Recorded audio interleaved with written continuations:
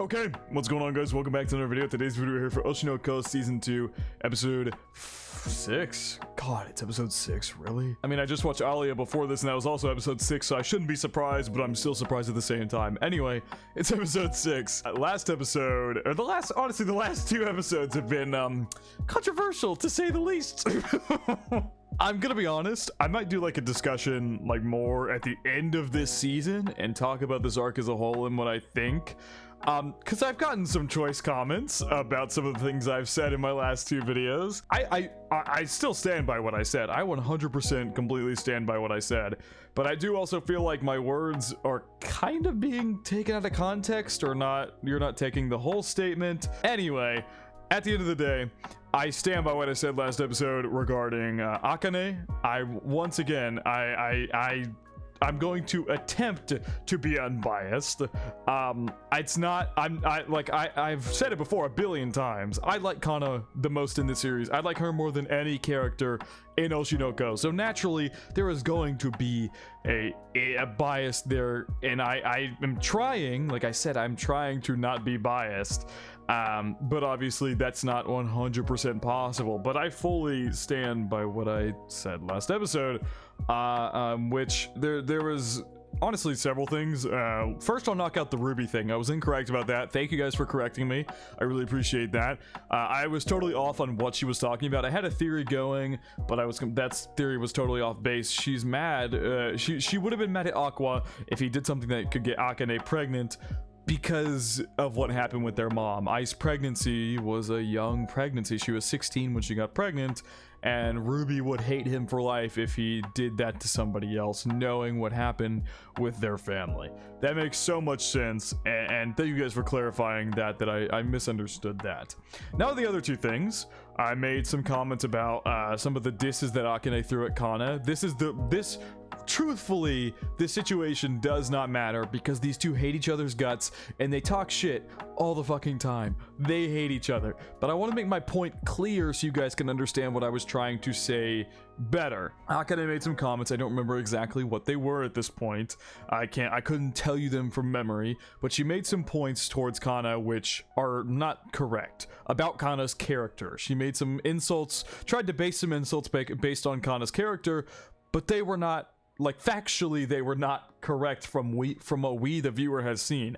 I totally understand that Akane has every reason to believe what she said was the truth, because all she's seen of Kana, because they both hate each other, is this bad and kind of shitty side to her. And you could say the same thing about Kana. If Kana were to make some claims about Akane, they probably wouldn't be true, because all Kana has seen of Akane is this side that because they hate each other, they're constantly at each other's throats, so they don't ever get to really see the true side of them.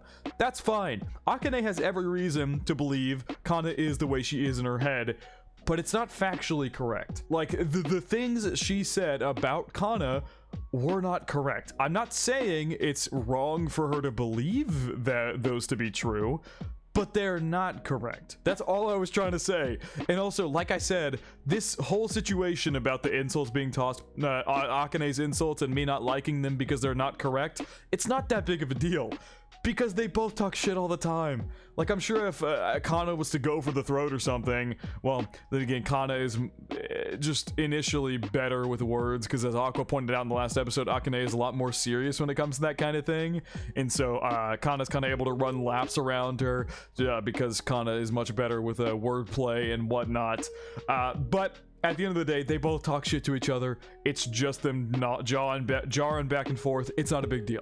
I just wanted to make my point a little more clear in that regard. And if we go to the balcony scene, I am fully steadfast in my opinion that I did not like what Akane did. And I actually saw a comment from someone that I feel is so plausible. Knowing Akasaka in the way that he writes his stories, I've read all of Kaguya-sama Love is War. That is one of my favorite character study stories ever. The characters are so incredible, and obviously the highlight of that series is it's a romance. It wouldn't work if the characters aren't likable. That series is genuinely phenomenal in its character writing, and so I know Aka Akasaka is doing the same shit here. Seriously, meticulously picked out character writing points, and so I'll put the comment up on screen now. I believe Nailu sent this in the Discord. Feel little, I guess, advertisement drop for the Discord if you want to join. We talk about this show a lot. We have many discussions about this show every week. This is probably the most talked about show in the server in a long time. Anyway, the comment basically kind of details how Akane's actions toward Aqua could be seen as extremely manipulative to get him to help her take down Kana and Himekawa.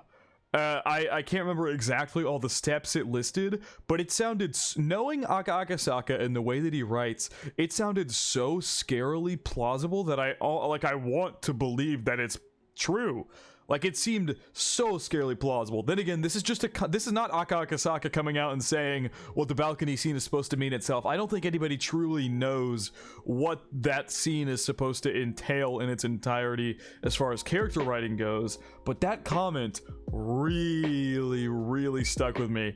And I once again, I'm open to being proven wrong. Feel free to describe what exactly the balcony scene is supposed to mean, because I saw some comments in the last video talking about how it's supposed to be a thing of like, she went along with it in the moment because if she didn't, Aqua would never open up to anybody again because he got his revenge plot denounced. I just don't I don't think that matters, because I don't know. I just don't like agreeing to like, you're inciting a murder. That's what you're doing.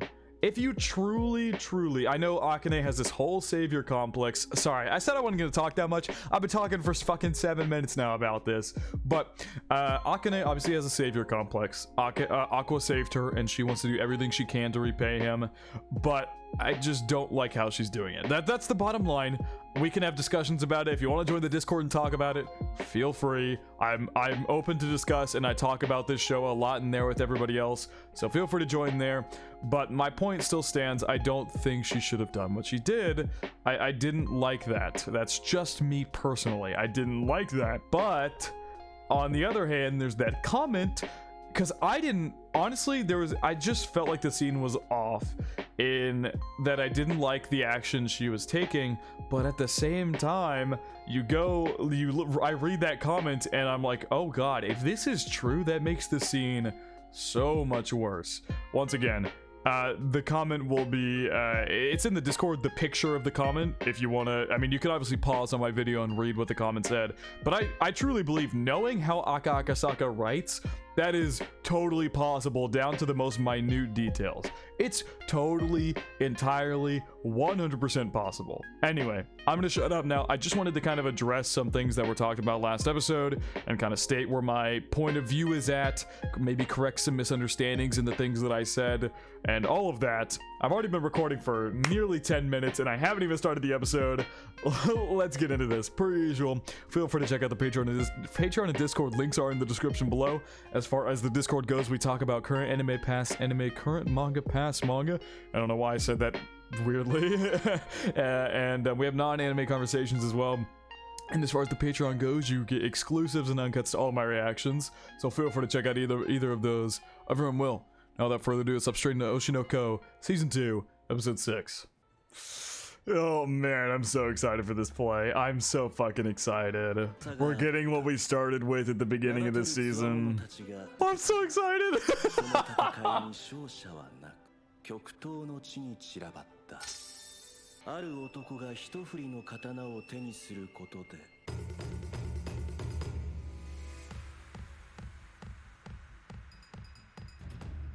Yeah, we're getting this whole intro sequence to the play again. There we go, Kana. This is Melt's character, I think? I think this is Melt's character. This is the green-haired guy, right? Or is this one of the girls? This might be one of the girls, actually. I'll have to find out. We didn't really get who everybody's playing, to be honest. And then obviously Aqua here. And then we come down to Akane. This is gonna be so good. This is gonna be so good. Oh my god. I love how we're like watching the play here from the background. I love it. Like the lighting comes on there. The highlight. Oh, this is so cool. Yeah, here we go. We finally zoom in. The strings on her back. Ooh.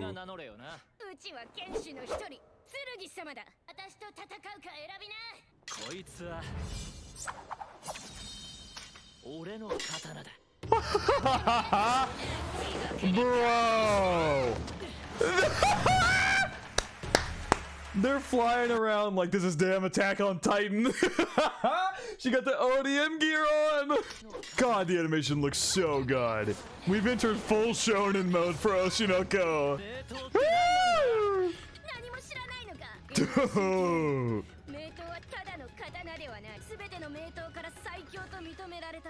We'll take possession of the country. Oh god.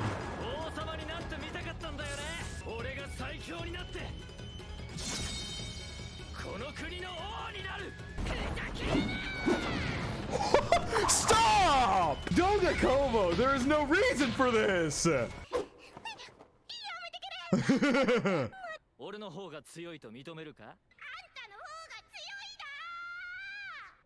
I love it already, man.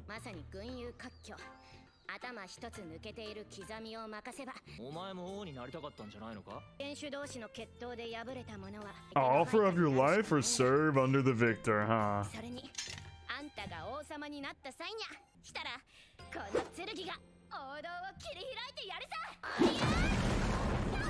Oh my god. See how they're playing some side characters.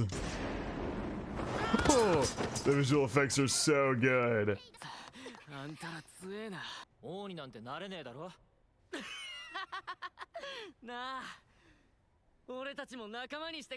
That's 100% Melt. He's doing good.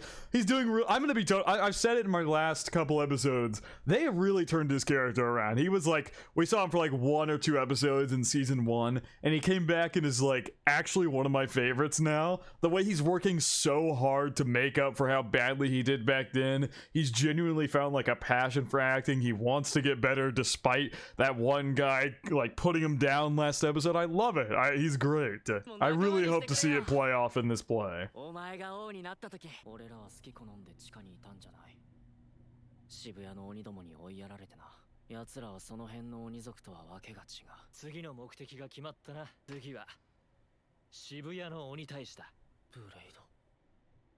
You see him running off stage there. I love it. We get to see Aqua and Akane's entrance here. I think we do, yeah. Is this whole episode just gonna be a play? How far in are we? We're 8 minutes in and it's just been the play so far. Yeah, that is the green-haired guy. I'm like 97% certain that's the green hair. I can't even remember his name because he was being such an asshat last episode. End of Act 1. Act 2 to follow.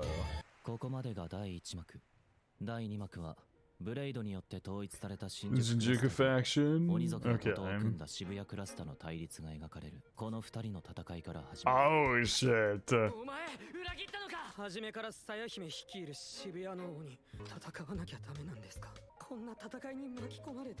He's a popular performer who's heavily utilized in 2.5D plays. Makes sense. He's an yeah, clearly. Well, his personality is the polar opposite of his character. He's reenacting the manga to perfection. Oh my god. Oh, we cut back to their practice. That's so good. That's so good. That transition was so good. It was them like in the actual play there and then it... Oh, that's so good. I love it. This episode is so good.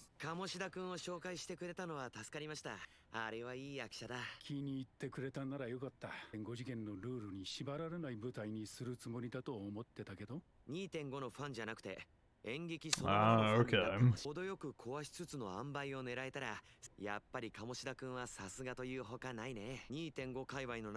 Alright, well, respect for the source material. Wow.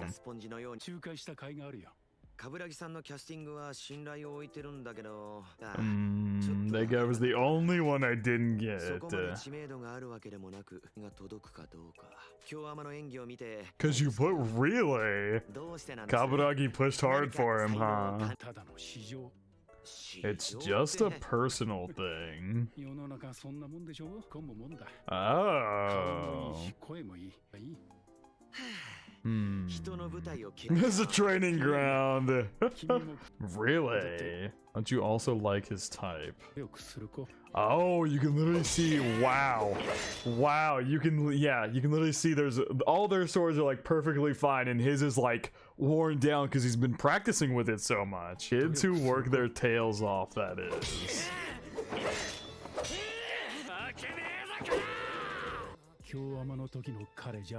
He's approaching acting for all he's worth. Really? Something she'll oh, what? Abiko? Oh no, not Abiko. The sensei whose show he ruined by being shit. Person watching him with the most critical eyes in the world is here with us today. Wow. I love it. We're literally getting like a melt-centered episode. This is so good.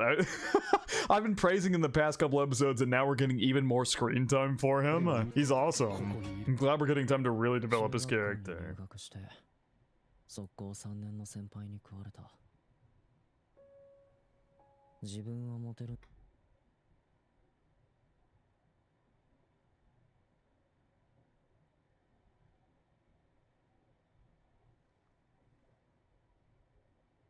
What?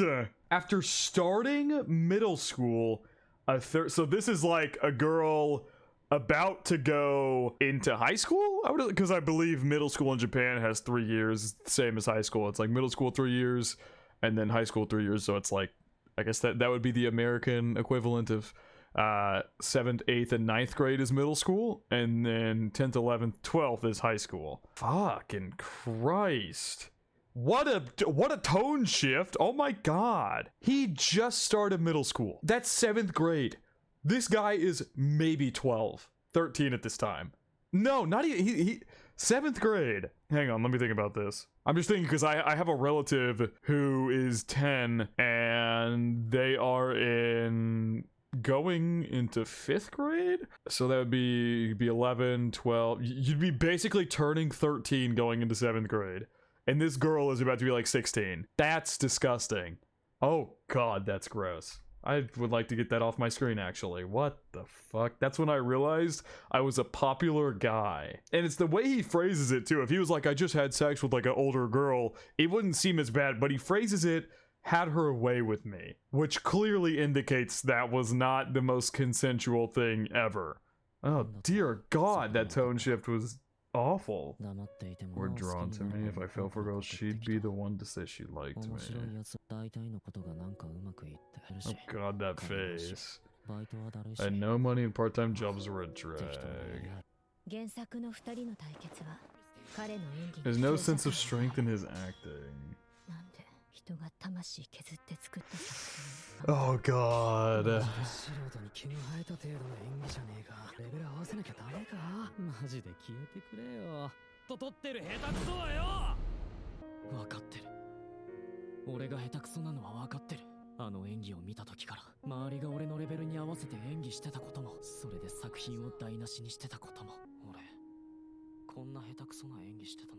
Jesus.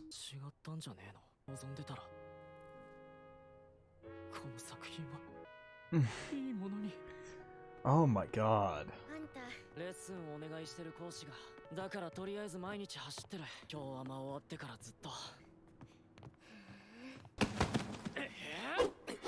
God. He's not very out of breath, yeah.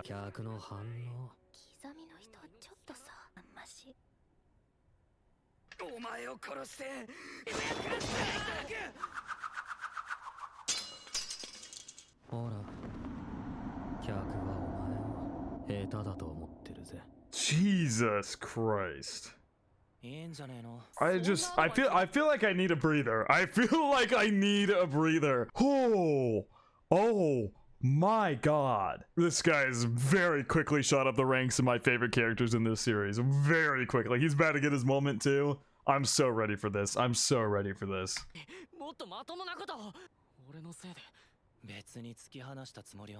To make good use of being lousy.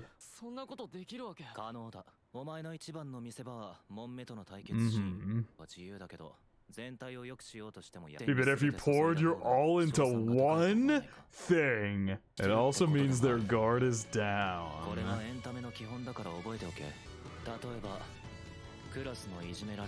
This OST! Woo!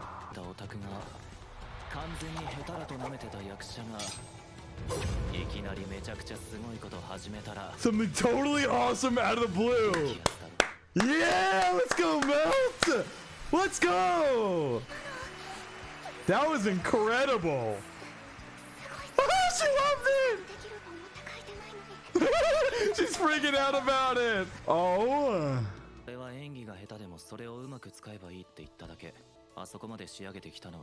Thanks to his effort that he was able to put it.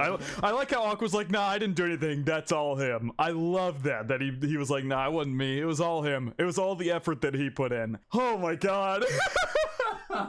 What an incredible episode. It's so, oh my god. I'm sure we're gonna delve more into Kana, Akane, Aqua, and all their acting later on, but holy shit, man. This is Melt episode right here. I love it. People are surprised they're easily moved. It was gonna strike, now's the time.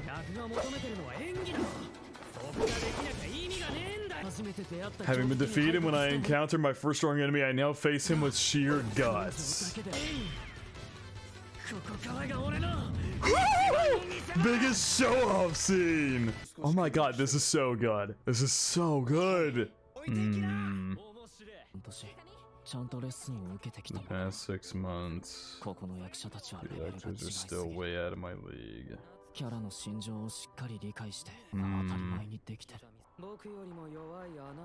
God, the way they highlighted him saying you're weaker than me, like it was a direct shot at Melt and their acting abilities.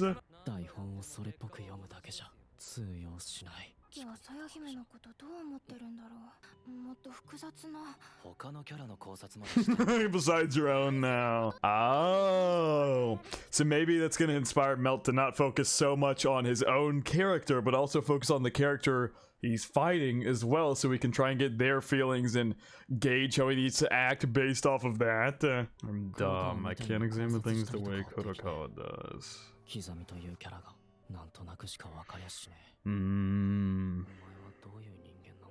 Oh my god. A miserable look on your face like I do. Then hey, I think you understand him better than... yeah.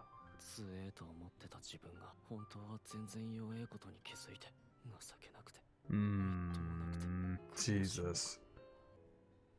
Oh my god. It took it. In that case, I totally get it. Oh my god, man. I'm like really happy for him that he paired it together, but I feel so bad for him. I feel so bad. It's like, it's great that he paired together and he realized, oh, this is what's going through his mind. But at the same time, it took him going to such a dark place mentally to figure it out. I mean, you have to do that for acting sometimes, like go to a dark place mentally, but that's not real. This is real for him. Oh man, oh my god. This episode is so good.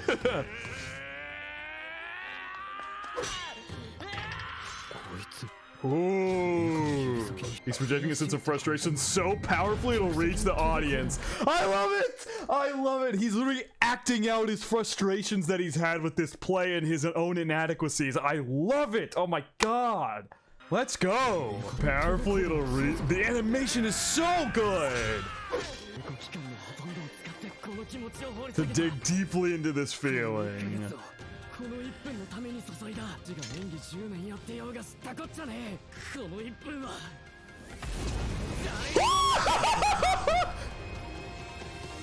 Yo! Mel is hot after all sweet today. In the end, they're trading on their looks. It's like a kindergarten play. Whoa, this animation style switch up. What the hell? This is incredible!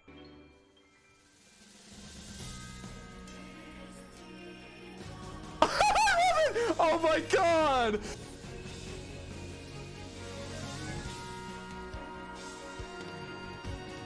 I'm in awe.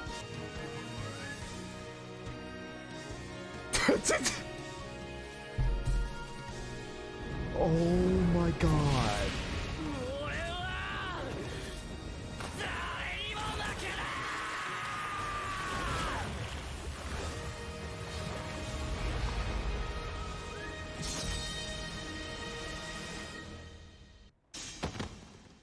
Oh my god. Fucking incredible. They all loved it. Oh my god! And out this stuff. What?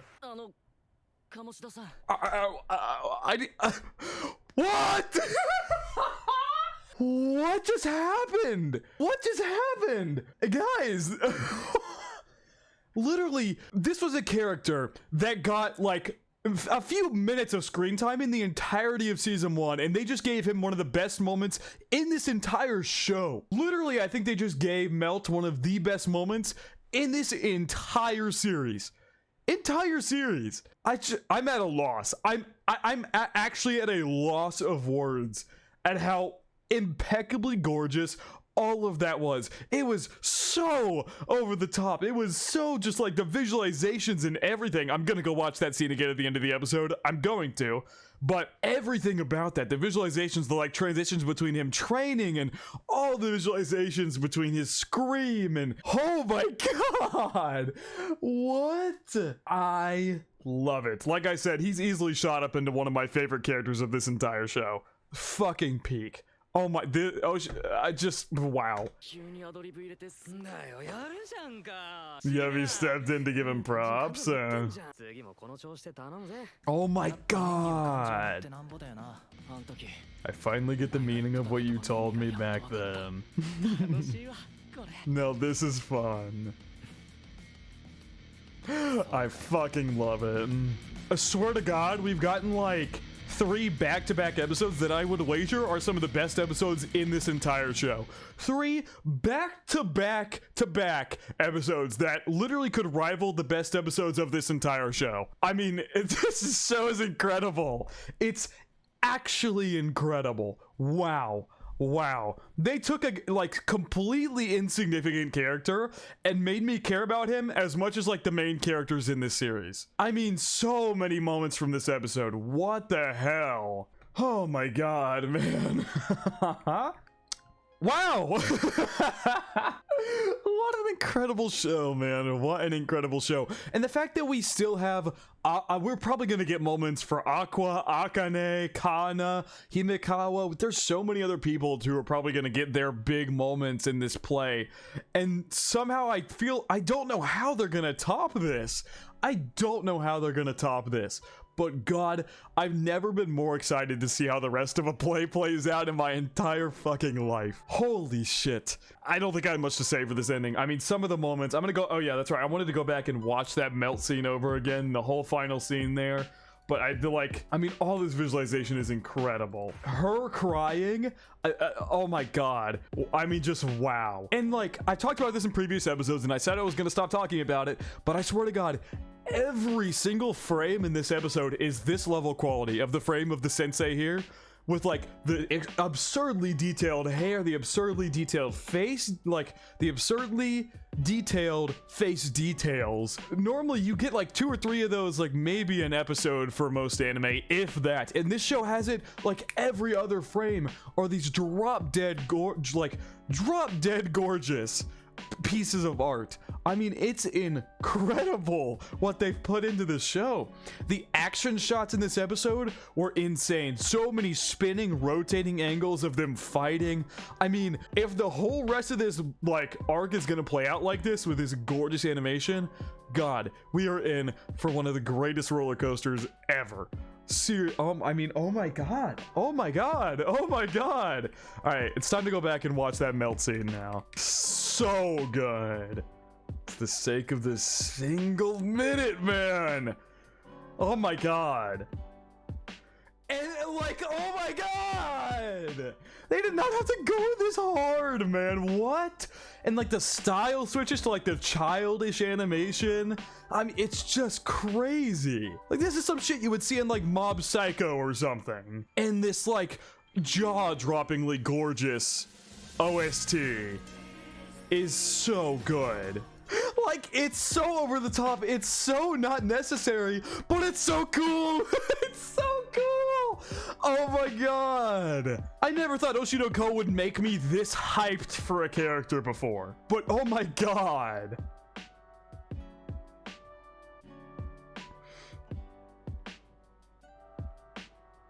And then he's defeated. So good. And like, look at the props behind them too. The props are incredible looking. Fucking incredible. Everybody's reactions are just amazing. God. Literally, honestly, nobody else's reaction matters but her. Like, her show got partly ruined because of him. He was one of the main characters in that show and he sucked. I can't even imagine the emotions she's going through. See him put on that display of just everything. Incredible. Incredible. I mean, seriously, how does this show drop consistent, like, seriously, like I said in the ending, like back to back to back, like incredible episodes. I don't get how this show does it, and it's the fact that we've probably not even reached the peak of this arc yet. I don't know. I cannot wait for next week. I cannot wait for next week. Anyway, I think that's about it. So just phenomenal all around. An incredible episode. Melt is now one of my favorite characters in this entire series. It is so good. The way Aka Akasaka is able to grab a character that was so insignificant, some people didn't even remember him coming into the season. Obviously, if you don't know anything about me, the reason I do reaction videos is because of the copious amounts of reaction content I consume, and there was many reactors who didn't even recognize Melt. That's how insignificant he was in season 1, because of how little of an impression he left on you, because of how bad he was. But damn, he will never leave our memories after this ever again. Even if he's probably not going to stick around after this arc, there's no way you forget him after an episode like this. Fucking incredible. Oshi no Ko is so good. I can't. If I keep talking, I'm just gonna keep saying it's so good, it's so good, it's so good. So I'm gonna wrap up this episode here. Yeah, I think that's gonna wrap it up for my reaction to Oshi no Ko Season 2 Episode 6. Hope you guys did enjoy, and I hope you all have a good day.